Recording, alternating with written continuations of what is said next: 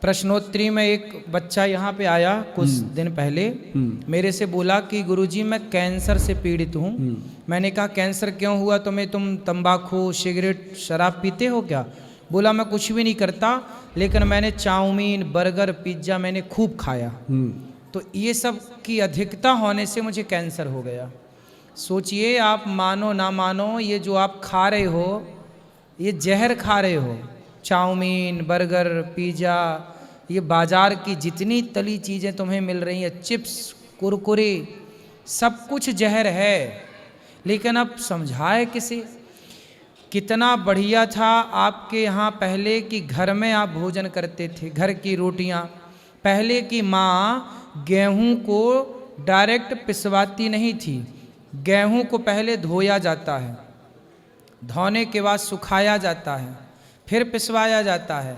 और आजकल जो आप पैकेट बंद गेहूं का आटा खा रहे हैं, ये थोड़ी कोई धोता होगा, कंपनियां बड़ी बड़ी। गेहूं को धुलने से उसका दोष समाप्त होता है, उसकी गर्मी शांत होती है। ये भी एक साइंस है, साइंस है। लेकिन अब देखो, पहले के लोग गेहूं कहाँ खाते, गेहूं चक्की में पीसते थे, हाथ की चक्की में। हाथ की चक्की में पीसने से ना गेहूं का आटा गर्म नहीं होता था। लेकिन आप जो चक्कियों में आटा पिसवाते हो, आप गेहूं के आटे को पकड़ना, वो गर्म होगा क्योंकि इतने प्रेशर से वो घुमाती है ना कि वो गर्म हो जाता है। अच्छा, गर्म होने से उसकी तासीर समाप्त हो जाती है। पहले के लोग लंबा समय निरोगी होकर क्यों जीते थे? क्योंकि गेहूं को धो करके।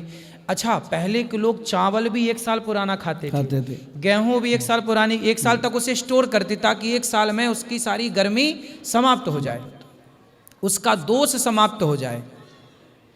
फिर उसे चक्की में, पत्थर की चक्की, हाथ चक्की में पीसते ताकि नेचुरल पिसे, और पिसने के बाद फिर उसकी रोटी। आज भी आप बाजार की चक्की का आटा खाइए, और एक बार जो मैं बता रहा हूँ कि आप गेहूँ 1 साल पुराना हो उसे धोइए, सुखाइए, फिर अपने हाथ से पीसिए, वो हाथ चक्की का गेहूँ की रोटी खाइए और बाजार की आटे की रोटी खाइए, दोनों रोटियों में अंतर होगा, स्वाद जमीन आसमान का अंतर होगा।